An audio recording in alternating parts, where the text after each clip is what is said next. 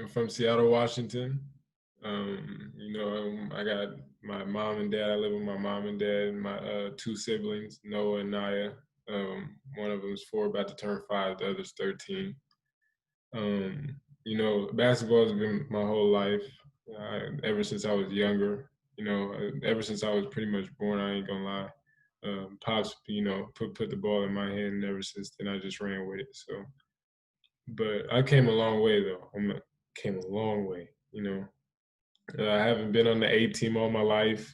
Wasn't on the A team all my life. I experienced some hardships with being put on the B team and just been stuck hurt. But I've made it through. I worked entirely hard for where I'm at right now, and I'm not gonna stop working until I get where I want to be, which is NBA. So yeah. So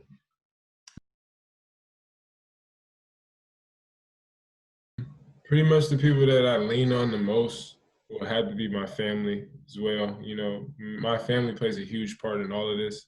It's not just the people that I live with. It's my cousins. All of them. They help me tremendous with this. Especially with I'm starting my little give back foundation. With being my age. It's a lot. With all the handling and doing everything. So my cousins played a huge role in taking ownership and trying to help me with this foundation. So, they just I lean on them the most. And, people who I also lean on is my brothers, Paulo, Shane, you might know them, but, I lean on them the most, all of them.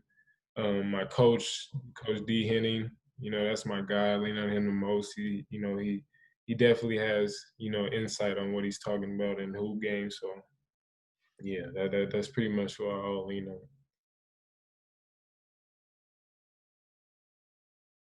This all came about last summer. So all came about last summer. I went to the Elite 100 camp, and you guys might know this, but I say it a whole bunch of times. I went to the Elite 100 camp with Paulo and Shane, right?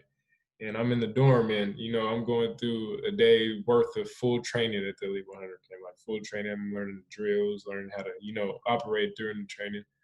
So I'm in the dorm, and I'm just thinking, I'm like, there ain't nobody my age doing nothing like this or bringing it back to the town at least, not even. So I'm like, I think it would be really dope if I brought all my guys, my little guys, Seattle Hoopers, the Tacoma Hoopers, anybody, if I was just to bring them all together and just form a camp, it just would be dope. So, I brought it to my parents as soon as I got back home. I'm like, listen, this is what I want to do. I think it would be awesome, and I don't do any of this for me. None of this is for me. I just feel like seeing kids, because I was at that one point as well, seeing kids just look, like for me, I just looked up to the kids. Like I looked up to all the hoopers in Seattle. Like let's say, like Zach Levine, who was baby boy, DeJounte Murray. Like I looked up to all of them, and my question was like, do they even see me? Like, do they know how hard I'm working at least? So just for me giving back to the kids and for them to see that I'm like watching them and looking over them, it's just it warms my heart. So, but the Give Back Foundation, I'm actually launching it. Should be launching it January, so it should be launching very soon. Um, I just bought my website, nolanhickman.com. I just got to finish up on, designing and everything. But, it's really coming together and it's pretty much mainly based off of, and, it's going to get bigger over time, hopefully. But right now, it's just basically mainly focusing on like families who are on the verge of being poor or like really on that edge of being on the lower class level. Mm-hmm. And that's who I'm really like focusing on, so, just giving them an extra push or a resource or assistance on helping them get onto a stable condition, and especially if they got kids or any of sort. But pretty much with the kids, at least, I would like to assist them with tools or items, anything that they need, if it's school, if it's basketball, if it's, helping them out with anything possible. I just want them to at least come to the foundation give them back, hook them up with this or that, anything. I just want to give back to them. Giving back to me is so important because my mom. I don't want to sound like a typical kid or anything, but my mom, she's the strongest woman I've ever seen. She really influenced me to give back to as much people as possible. If I'm fortunate enough to give back to anybody who's less fortunate, then I have to, or I need to go out my way to do that. So my mom, she works at an all women's all women's group. It's hard to explain, but they all have kids. It's a teen group. It's a woman teen group. So the girls who are single and going through with a kid or anything, they need to give back or they need to set up or get a job or anything. She helps them with that. So seeing her do that for I think it's 6+ years, going on 6+ years. So yeah, she's been doing it for a long time. So just seeing her do that and me helping, any way I can, I just feel like I just want to start my own thing and just do what's best for me.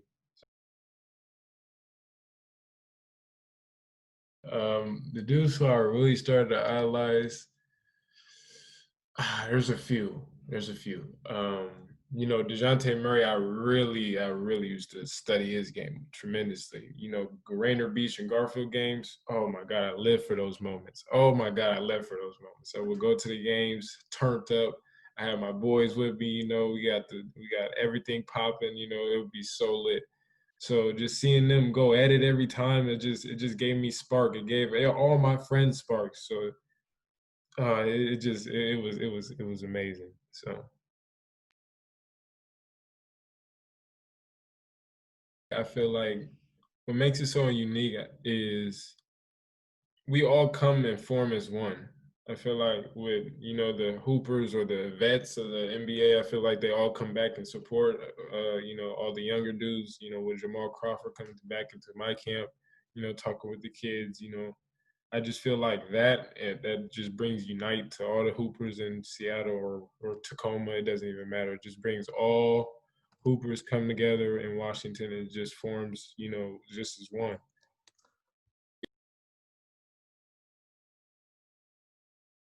Um, Kyrie actually pulled up to one of the runs last summer because the runs be so hectic during the summertime. Like there'd be pros coming, and I'm shook. This is when I was a sophomore, so I was shook. I'm not about to hoop with Kyrie or nothing. I'm shook. I'm like, whoa, it's Kyrie hooping.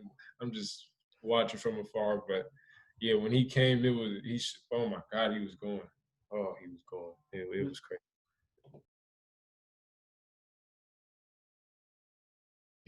Uh, History. Okay, I'm gonna go with I'm gonna go with the Lod and Rod twins. I'm gonna go with Nate Robb, and I'm gonna go with JC.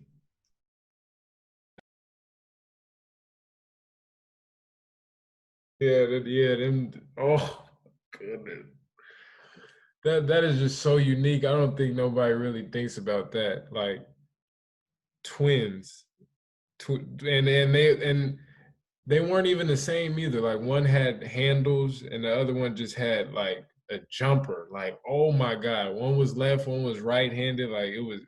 Yeah, that was nuts. That was ridiculous. I don't think nobody really realized how crazy it was going in high school. It was turning up. I'm a winner. I give my team the most wins as possible. I find my guys. I get the right shots. I'm a playmaker. I'm a scorer.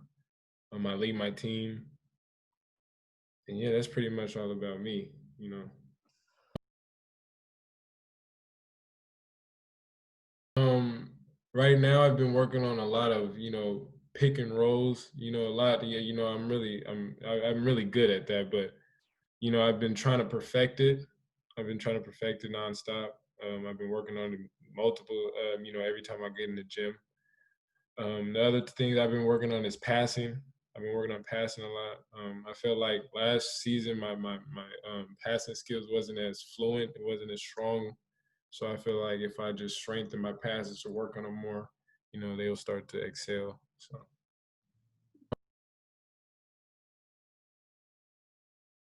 I feel like I don't get enough credit with my athleticism. Um, people they kind of feel like I don't be jumping a lot on my jumper or I can't jump as high, but I feel like this past summer I've my athleticism went through the roof this summer. So I feel like if I show that more often, then maybe they'll start to respect it more. But yeah, I feel like that's the most least respected in my game. Um, the reason why I like basketball so much is just the work behind it. I feel like, with training and all that, I just the sweat and the blood that you put into it, I just feel like that is the most, it brings a lot out of it. I feel like that's just the most entertaining part of the whole entire process is just working tremendously hard just to see the results at the end. I feel like that is just an incredible feeling. But actually in the gameplay and like the game settings, the moments that's what I live for. The moments that brings out the live of the basketball. That yeah, that's the heart of it.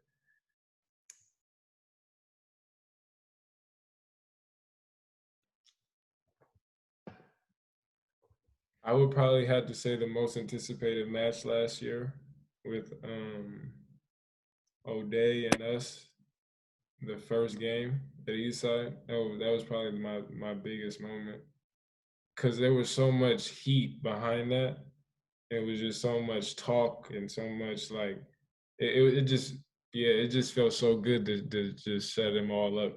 So either that one or the highly anticipated game with the modern day versus me versus Devin. So that was a good moment as well. I wasn't shying away from that. So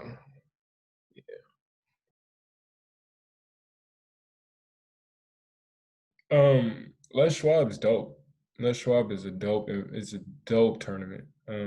I feel like it should be as high as City of Palms and all the other tournaments. I feel like it should be recommended, known, all of that.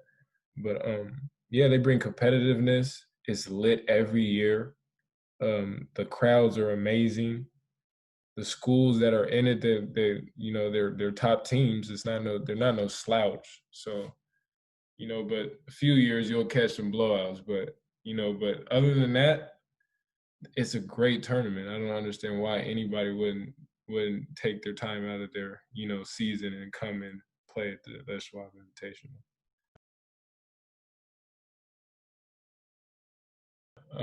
I wear number two because all my whole career I've been wearing number two, and the reason why I wear number two is because my mom and my dad, that was two.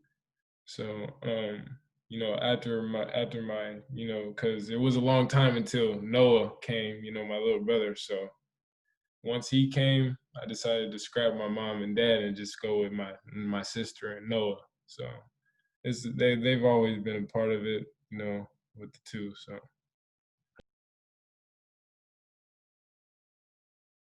me number one, um, number two, Kennedy Chandler, number three, JD Davis, number four, uh, Deshaun Ruffin, and number five, um, let's see, number five, I would probably have to go with probably. I love Issa Silva's game. I'm not even gonna lie, I love his game, so I'll probably put him at five.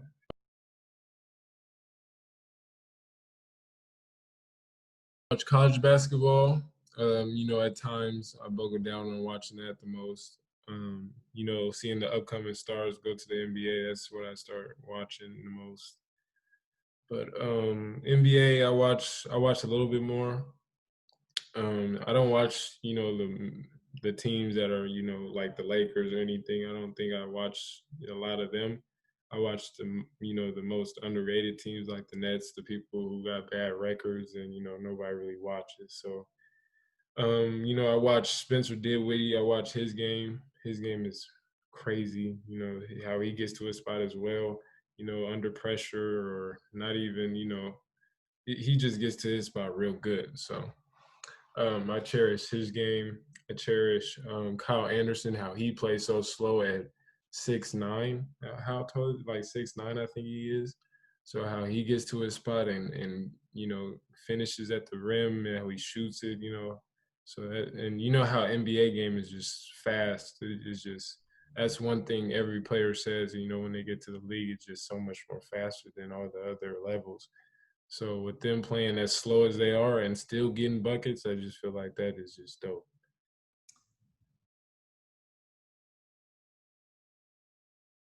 Honestly, I don't think I model my game after nobody. I think my game's unique. I feel like nobody really dribbles the way I dribble.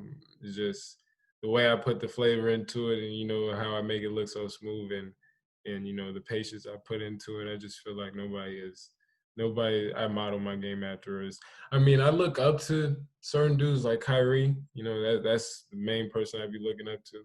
With dribbling and stuff. But other than that, I don't put my moves or anything, to anybody.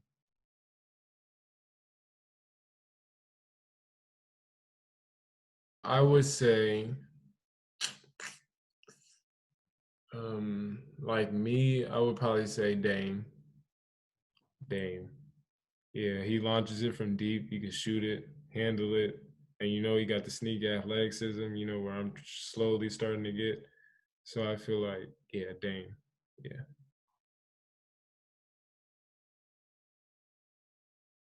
It actually started with me just being like straight faced and everything, like not even talking or doing anything while I play.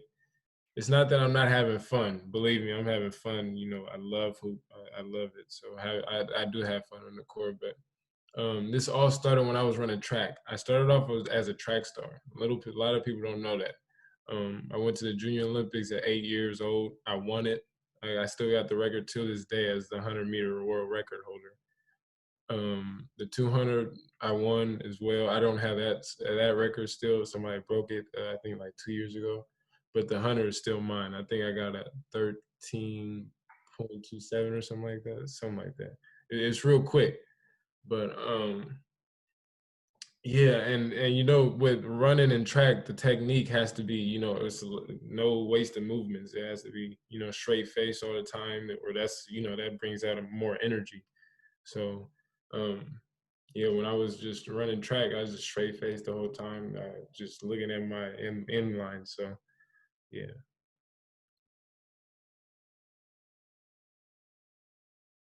I still got the medals to this day. Yeah, I still got the medals.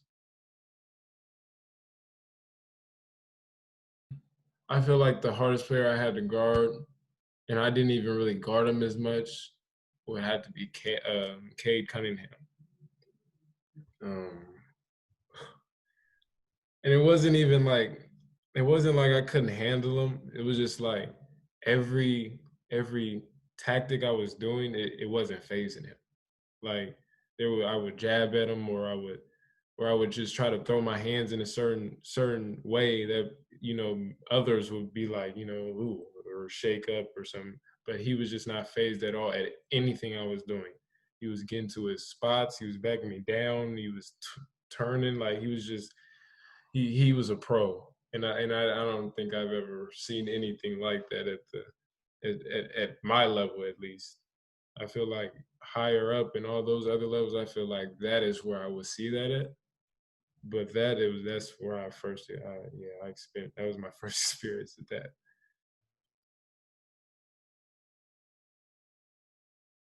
Yes. And I wasn't even on him the whole game. Like I was on him the whole game. I started going on him like towards the end of it, and he was still giving us problems. Like he was giving us problems. Like I think he finished with like 37 or something like that, and had like 7 assists. Like, and that's what's crazy about him. Like, he doesn't even have to score. Like the way he implements himself into the game is just nuts. He passes it well. Yeah, it's just crazy. His pace is real steady too, and his demeanor. He don't show nothing on the court as well. His demeanor's solid, nice, and yeah, he's a killer. Yeah.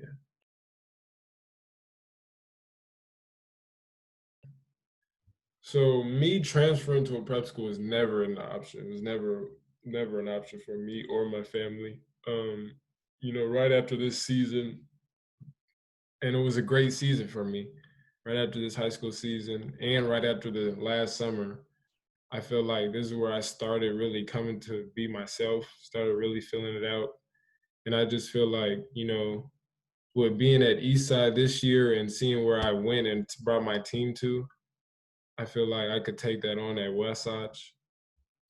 And with me visiting, I actually went to go visit a few weeks back, and with me going to visit, I felt like that showed my family, not even me, it just showed my parents just like how legit prep school really is. And right after the visit, my mom was like, I like after she was like, I don't understand why anybody wouldn't go prep school.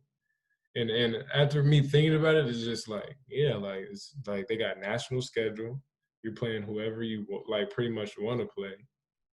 And it's just like, with my summer being taken away with the UIBL this year, and us not being able to play a lot and get my recognition off, I feel like if I was to just go to Wasatch Academy and play all the teams and the top and the top recruits and competition, I just feel like that's where I will most excel at and get better at. So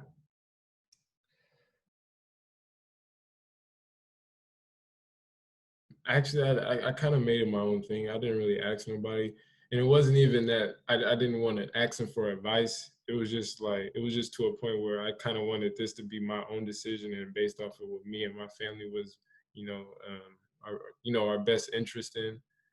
So yeah, this was pretty much my decision. I didn't really ask nobody about it.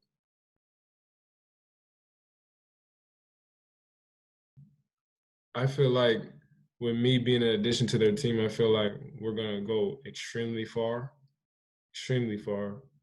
And I feel like, with us coming as one, with the team and all, I already know a few players on there with Pop and everything, just me coming and forming a chemistry with everybody else. I feel like we have what it takes to at least get far into it and make our run. So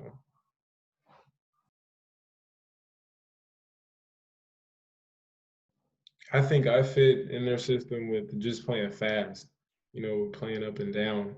I feel like that is where I most exceed at, even with my pace being as slow and, as, patient or whatever. But I feel like going fast is where we most excel at any team.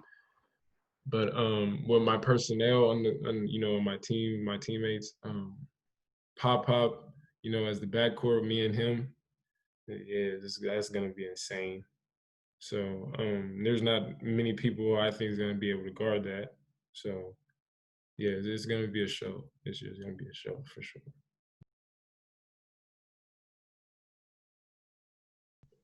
With that, me and Pop, I feel like we could exchange times of when we can handle the ball or not. And with me, I don't have to have the ball in my hand and being able to implement myself into the game. I don't need the ball in my hand 24/7. So I feel like me coming off screens and him throwing me the pass or whatever, me knocking down the shot or dishing it off to somebody else. I feel like that's where we start to come in and be the best at it. So, and then with me, even with me handling the ball and him coming off, screens or me outletting it to him and him, going to get his, I feel like that is where we're going to excel at the most.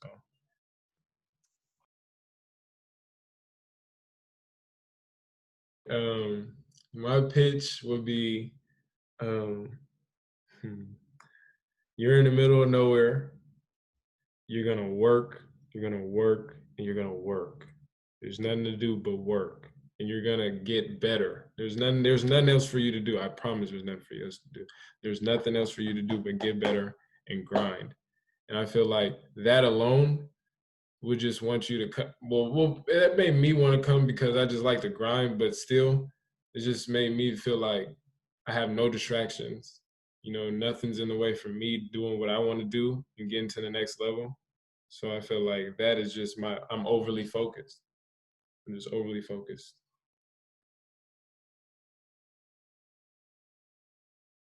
Where I was at last year at this same exact moment that I am right now,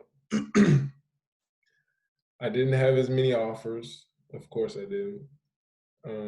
You know, I wasn't recognized by any of the big colleges. You know, I was just making my way to the top tier of even EYBL. So, you know, I was just at that time, I feel like this is where I need to make a push at it. I can't explain this even enough. Like that whole entire summer, right after, I just worked entirely. Yeah, I worked tremendously. So, you know, coming in after that, you know, with the school year coming up, um, I was going into it, especially after the UIBL season, after I just did what I did. I was going into high school season with a chip on my shoulder. I was like, you know, I'm taking the state title. You know, I'm not going for any of it.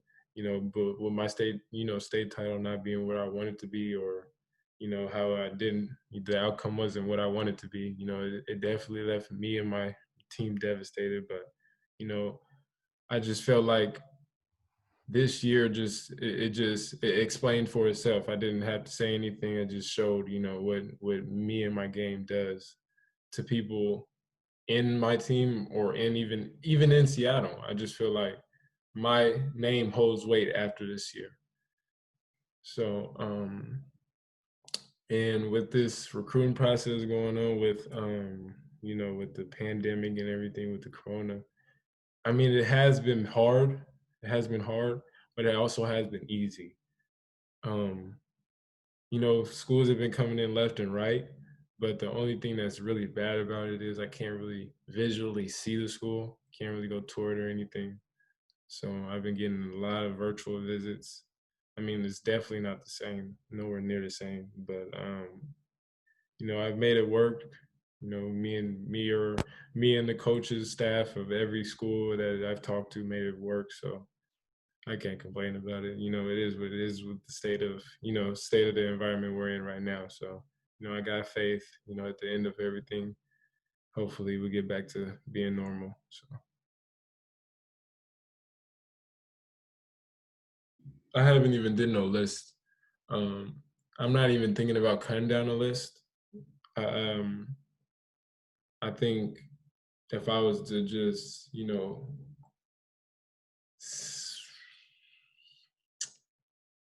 I would say in a couple months at least, I would start to think about my decision and thinking about where I will commit to. But as of right now, I would say my list isn't numbered right now. It's not, yeah, it's not numbered right now. It's not ranked right now. But I probably wouldn't even cut down anything. I'll probably just go into go into my commitment.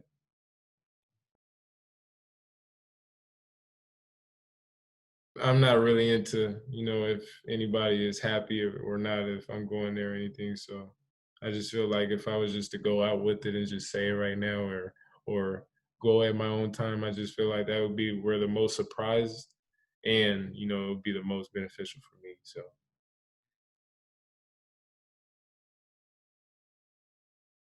there's not really a timeline right now. As of right now, me and my family haven't really made no timeline or really, you know, based on when we're going or not to any of these schools. But you know, hopefully when everything opens back up and gets to moving back, you know, appropriately, then I feel like that's when we'll start to take visits, start to reach out to schools and start to seeing where, you know, best fits me. So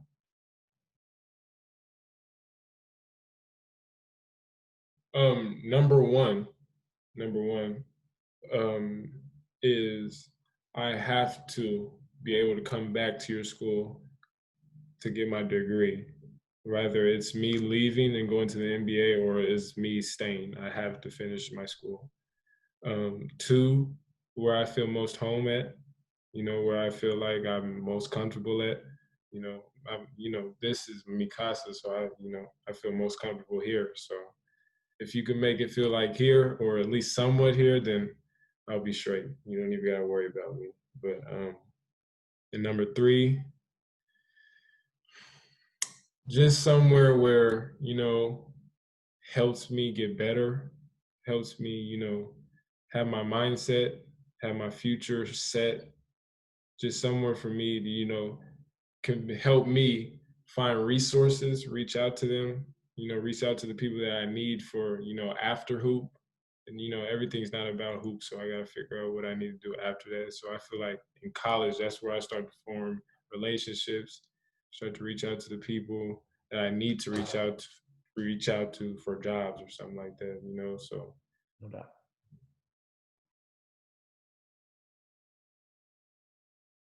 A defining moment in my life will probably have to be when I got injured. My first main serious injury. It would be, I think, 8th grade year going into 9th. It was at an in-house game. If anybody from Seattle knows, in-house games get hectic. It's in Rotary, so it's pretty much me. It's pretty much everybody who's from the A team on Rotary is pretty much every single player on a different team. So you're going against your buddies every single game. So you got to bring out the most. That's the most competitive game you're ever going to see. So I was in that game and I'm playing, and I actually go up for a layup. And as I go up, I hear a pop in my knee. So as I come down, I'm screaming or whatever, I'm yelling, and they had to rush me to the hospital. And as soon as I get there, my the doctor's like, I don't understand how you're still bending your knee. So at that moment, I was like, oh, it must be bad. So time went by. I got surgery. It happened to be part of my tibia. A bone actually came a part of it. It came attached. It came unattached, and they had to like actually nail it back in to make it, make it stable in place. But after that, I was devastated. It took a real. I was depressed. I mean, it wasn't even it wasn't even that I was depressed, but it was just like I lost my love. I can't hoop. Like I don't know what else for me to do. So and then I was out for 6 months. So I'm just rehabbing. I'm just sleeping. I'm laying down. So it was just it was a turning point in my life because it really made me appreciate basketball way more. It really did. Like after I came back, I feel like that's where I started to really be angry on the hoop court. That's where I feel like I was like, yeah, like I'm not every single game I'm gonna give it my all because I don't know when I'm gonna get hurt. Cause that situation at the in-house game, I was on a fast break by myself, like by myself. I go up and I just get hurt. Like after experiencing that, I was just like, yeah, there's no telling when I'm gonna get hurt or when I'm gonna be able to not play this hoop game again. So I'm gonna just give it my all every single time. So ever since then, I've been having a chip on my shoulder ever since.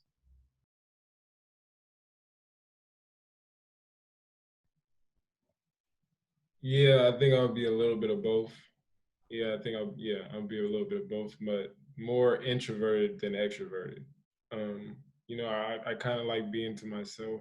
I'm not really into the rah rah and the talking to more people. I kind of like just my little inner circle, my little group. But when I get comfortable, I start to come to myself. I start to come out, be more open. About the people I'm around. With my bros or my family. That's when I start to really express myself more. So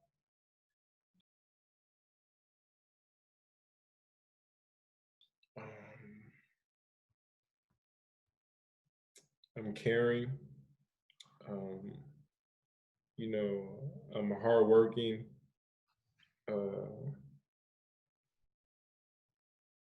I'm funny. I think I would describe myself as funny. I'm funny at times. At times. I'm not saying I'm funny all the time. I'm funny at times.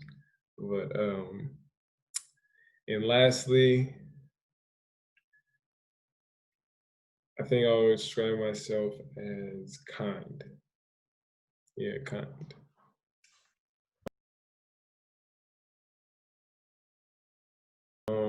Will probably have to be my mom. Yeah, my mom's influenced me the most throughout my entire life. Yeah, my mom has experienced me the most. With her just, going about every single day, like working tremendously hard. And it's not that she even has a job or anything. It's just her taking care of 3 kids and with her pressing the reset button with my little brother and starting over. It just seeing how hard she has to work just to put in that extra time to just work with him in his school time, and then on top of that still make it to my games, and seeing my sister dance, or for her going to her soccer games. It's just her, just seeing her go back and forth and working tremendously hard just for our needs. I just feel like that's just more the most influential person in my entire life. So um I take Call of Duty in very far. That's probably yeah, that's probably my strong suit when it comes to anything other than hoop. Feel like Call of Duty, no, yeah, no, I'm a king at that. Yeah, nobody can touch me at that. Um, I've been angling towards engineering. I've been wanting to go to the best engineering schools. I've been looking into that, with that. But crime and law, that's where I love crime and law. That interests me. So I feel like if it wasn't for hoop, then that's where I'll be focusing on the most. I love crime and law. It's just something about it. It's not even about about finding the killers or finding any of that. It's just like the thought process and the angles that you had to take to find the mystery. Is just that just yeah that just it just brings me adrenaline. So I'm a first 48 type of guy. Okay. Yeah, I'm a first 48 type. I don't like Law and Order. That's my parents like Law and Order. I don't like Law and Order. My short-term goals is, I would want to finish out the senior year, getting my diploma, um, you know, um, taking my team as far as I can with this hoop thing, and then, with the national schedule and everything. That's probably my short-term goals as of right now. Deciding on where I need to go for college, and pursuing what my goals for that, for college and for NBA. I feel like my end goal would probably be something outside of basketball. It wouldn't even probably be basketball. That is probably where I wanted to lead to, with the NBA and everything, but that's not my end goal. My end goal is, leading my foundation, you know, giving back to my family, spreading love to the community, positivity, and eventually finding that second job that I love to do other than basketball. So yeah, that's probably my end goal. Um, Definitely Instagram. I'm on that 24/7. Snapchat. Those are probably the only two. But talking about websites, probably Netflix. I'm on that all the time. Probably YouTube.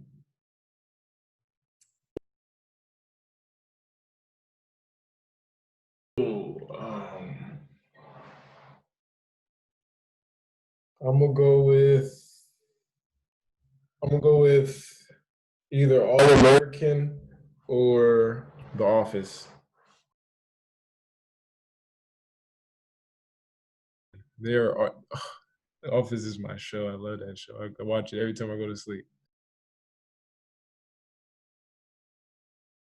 Ooh, I have a lot of those. I'm not gonna lie. I'm a neat freak. I don't like nothing to be dirty. You know, I hate that.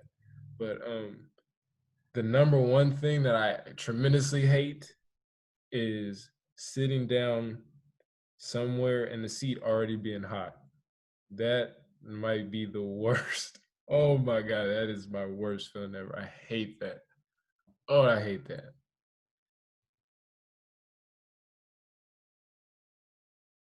As soon as I start to feel like there's been warmth of somebody else's behind on the seat, that's where I'm like, okay, yeah, I gotta go. I gotta go find another seat.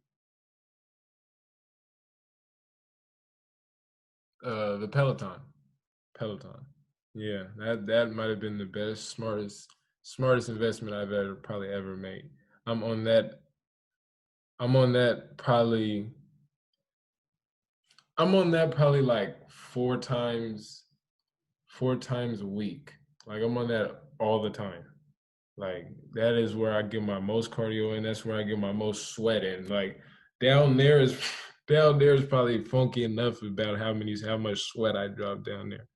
But that's where you'll catch me most of the time. I'm on the Peloton all the time. Literally like 4 months ago. Like I just got it. And literally it's the best investment.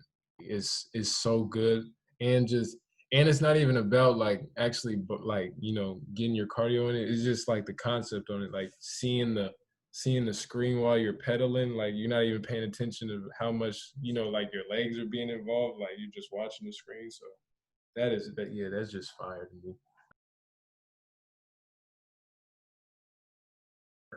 uh it's crazy. I don't even use instructors like that. I actually just do scenic routes. I don't even use instructors.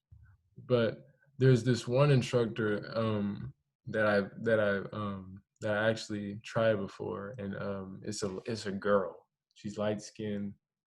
She usually does hip hop on the Peloton, but I forget her name. Her Ellie Love, yes. I didn't know.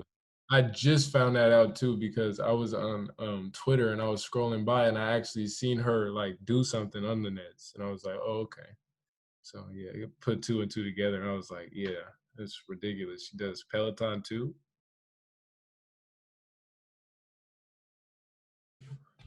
Oh, most embarrassing moment. Okay, my most embarrassing moment is probably not even something that was big right now, but it wasn't something that was big at the moment, but right now I just feel like it was the most embarrassing moment of my life. But in elementary school, sixth grade, I actually hosted the talent show,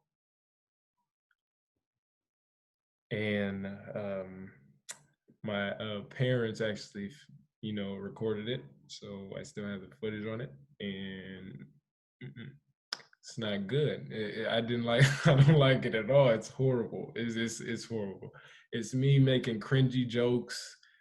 Me like laugh like. It was the most embarrassing though. Like probably back in the time, I thought I was cool doing it. I thought I was the best doing it, but now, nah.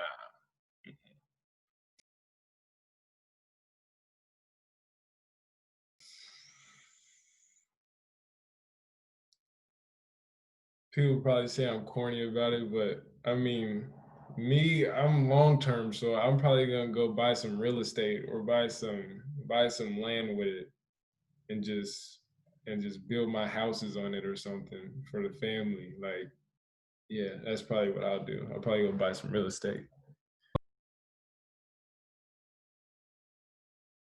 I actually played an instrument back in middle school, the viola. I played that for about 2 years, I think. I still know how to play a few of it. Still know how to play a little bit of it. I don't own one right now, but I'm pretty sure when I start, getting established with my life, I'll probably started investing in one. But yeah, yeah. Viola is actually a bigger violin. Yeah, a violin smaller. Yeah, viola is a little bit bigger. 10 years from now, the Give Back Foundation booming, well established. Me and my family, both got homes. I'm rocking out in the NBA. Um, just giving back to each and every community I could give to. Because, once this Give Back Foundation, starts, getting bigger and everything, I'm not going to mainly give back to Seattle. I'm going to still be here. That's pretty much the headquarters of everything. But I'm going to start trying to reach different aspects of, the whole entire country. So going to community or something, or even going out of the United States and giving back to probably like, Ghana or Africa or anybody like that. Just doing that, I feel like that's where I'll see myself in 10 years. Be remembered as a stand-up guy, um, someone who you could come to whenever anything is up.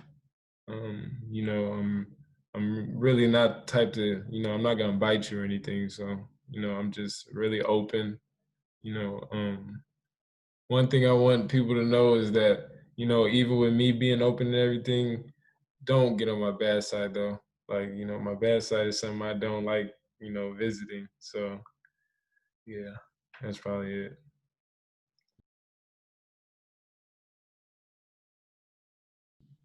With this, with the with the environment we're in right now, it's been really hard.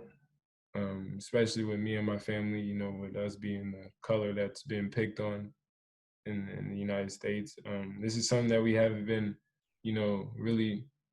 This isn't something that's just started happening. I feel like this has been just piggybacks and piggybacks on the times that's actually been going on. So like years. This is years. This is just us showing that we're fed up, and I understand it, but with the looting and everything, it's just.